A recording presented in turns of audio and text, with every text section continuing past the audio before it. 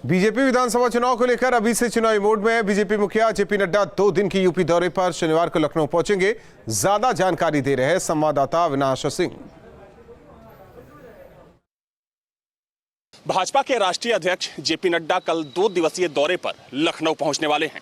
कल सुबह में जेपी नड्डा लखनऊ पहुंचेंगे, जहां पर हाल ही में निर्वाचित हुए भारतीय जनता पार्टी के जिला पंचायत अध्यक्षों और ब्लॉक प्रमुखों के साथ जेपी नड्डा का संवाद होना है।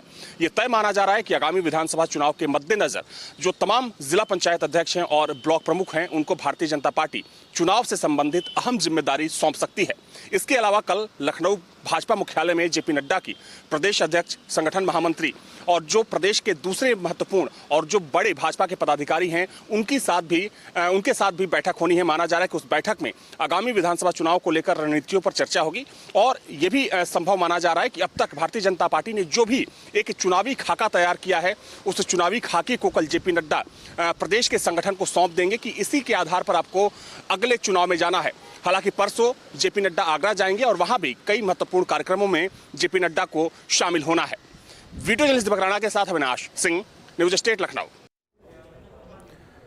लखनऊ में बीजेपी सोशल मीडिया और आईटी सेल की कार्यशाला का आयोजन, और बताया जा रहा है कि सीएम भी शामिल हो रहे हैं। विधानसभा चुनाव के चलते वर्कशॉप में डिजिटल चुनावी रणनीति पर चर्चा हो रही है।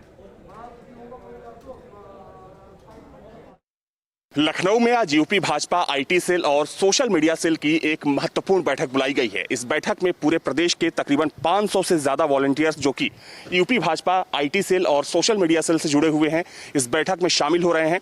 वहीं साथ में सोशल मीडिया और आईटी सेल के जो तमाम पदाधिकारी हैं उत्तर प्रदेश और राष्ट्रीय स्तर के, वो भी इस बैठक में शामिल होंगे। हालांकि मुख्यमंत्री को भी इस बैठक में शामिल होना है। देखा जाए तो आगामी विधानसभा चुनाव के लिहाज से देखें तो ये बैठक बेहद महत्वपूर्ण मानी जा रही है, क्योंकि इस बैठक में डिजिटल फॉर्म पर भारतीय जनता पार्टी किस तरीके से चुनाव लड़ेगी, उसको लेकर यहां पर रणनीति बनाई जाएगी। और आने वाले चुनाव में जो आईटी सेल और सोशल मीडिया सेल के जो तमाम वॉलंटियर्स हैं, संयोजक हैं, किस तरीके से विपक्षी दलों पर वार करने के साथ साथ भाजपा के पक्ष में माहौल बनाएंगे, इसको लेकर भी चर्चा होने वाली है। देखा जाए तो इस बार सोशल मीडिया को लेकर भारतीय जनता पार्टी ने एक बड़ी तैयारी की है, क्योंकि पूरे प्रदेश की बात करें तो पूरे प्रदेश में तकरीबन 2000 से ज्यादा सोशल मीडिया के लिए भारतीय जनता पार्टी ने अपने वॉलंटियर्स को तैयार किया है। और इन वॉलंटियर्स का काम ये है कि आगामी चुनाव को देखते हुए एक तरफ ये वॉलंटियर्स अलग अलग डिजिटल प्लेटफॉर्म पर जहां सरकार की जो उपलब्धियां हैं उनका प्रचार प्रसार करेंगे, तो वहीं आक्रामक तेवर के साथ जो ये पूरी टीम होगी विपक्षी दलों पर हमला भी करेगी। वीडियो जर्नलिस्ट दीपक राणा के साथ Avinash Singh, news state Lucknow. BJP चुनाव के चलते युवाओं को पार्टी से जोड़ने का अभियान चला रही है। हर एक बूथ से बीजेपी 20 युवाओं को जोड़ने के प्लान पर काम कर रही है। बीजेपी युवा मोर्चा के कार्यकर्ता घर घर जाकर युवाओं से मिल रहे हैं। बीजेपी युवा मोर्चा के प्रदेश अध्यक्ष ने बीजेपी की रणनीति को लेकर न्यूज स्टेट से खास बातचीत की। मिशन 2022 के लिए बीजेपी की तैयारियां लगातार चल रही हैं और इस बार खास तौर पे युवाओं को अधिक से अधिक संख्या में जोड़ने के लिए पार्टी ने पूरी तैयारी कर ली है। हमारे साथ भारतीय जनता युवा मोर्चा के प्रदेश अध्यक्ष प्रांशु दत्त जी हैं। प्रांशु जी, अगर हम युवाओं की बात करें तो सबसे अधिक युवाओं को जोड़ने का लक्ष्य लेकर के बीजेपी चल रही है। आपकी जो टीम है किस तरह से 2022 में मैक्सिमम सीटें लाने के लिए युवाओं को साथ जोड़ रही है?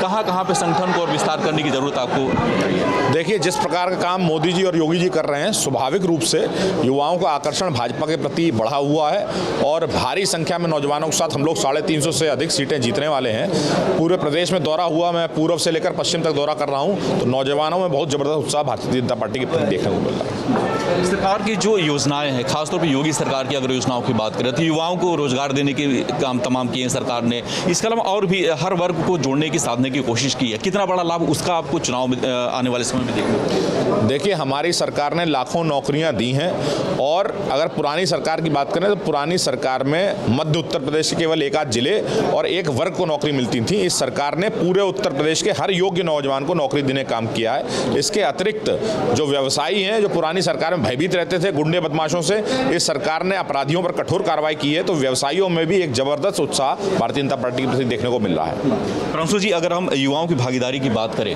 तो जो चुनाव होने जा रहे हैं हैं। सीटों में कितना युवाओं को प्राथमिकता देने की इस बार पार्टी कोशिश कर रही है और आप लोग किस तरह से प्रयास करें कि अधिक से अधिक युवा जीत करके 2022 का चुनाव सदन में पहुंचे? देखिए, निश्चित रूप से अच्छी संख्या में नौजवानों को विधानसभा की टिकटों में भी भागीदारी मिलेगी और हमारे वर्तमान भारतीय जनता पार्टी के प्रदेश अध्यक्ष, पूर्व में युवा मोर्चा के भी अध्यक्ष रहे हैं, उन्होंने आश्वस्त किया है कि किसी नौजवान का अगर किसी सीनियर के मुकाबले 19 भी परफॉर्मेंस होगा तो उसको प्राथमिकता देकर अच्छी संख्या में नौजवानों को टिकट देने का काम किया। लक्ष्य क्या रखा, युवाओं को क्या टारगेट आपने दिया है अपने? युवाओं को टारगेट दिया कि हर बूथ से लेकर प्रदेश तक हर बूथ पर कम से कम 20 नौजवानों को जोड़ने का काम और नौजवानों के नेतृत्व में ये सरकार बनाने का लक्ष्य है। धन्यवाद। तो एक बूथ 20 यूथ का टारगेट लेकर के बीजेपी चल रही है, युवाओं को जोड़ रही है और साथ ही 350 का जो लक्ष्य है बीजेपी का, उसको भी युवाओं के जरिए पाने की पूरी कोशिश हो रही है। वीडियो जर्नलिस्ट प्रतिभा के साथ दीपक श्रीवास्तव, न्यूज़ 8 गोरखपुर।